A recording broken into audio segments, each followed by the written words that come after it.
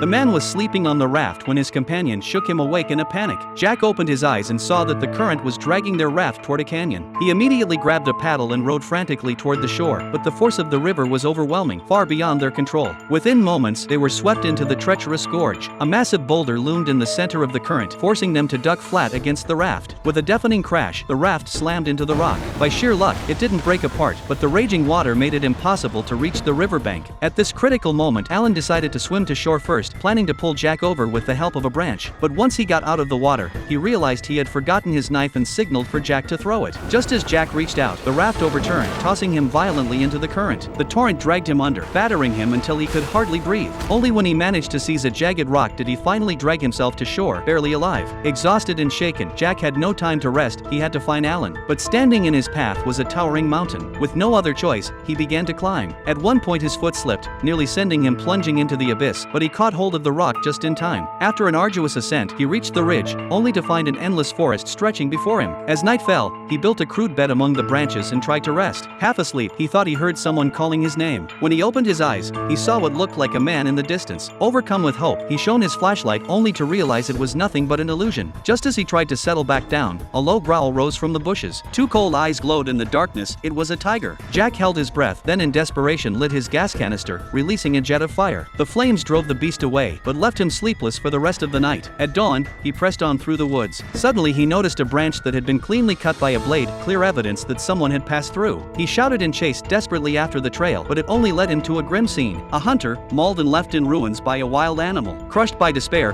tears streamed down Jack's face, yet he soon realized that stopping meant certain death. After a brief rest, he forced himself onward. Before long, he spotted footprints on the ground and, convinced Alan had been there, cried out his name, but no answer ever came. Then he noticed a broken eggshell nearby. Comparing his shoe with the footprints, he suddenly realized the truth. They were his own. He had been walking in circles back to where he started. The realization shattered him. He hurled his backpack to the ground in frustration, but after the outburst, he forced himself to calm down. If there was any chance of survival, he would have to return to the river. Halfway there, a heavy storm broke. Soaked and shivering, he stumbled forward through the wind and rain until at last he reached the riverbank. There, he found a hidden spot to take shelter from the downpour. Completely drained, he lay down, helpless and utterly spent.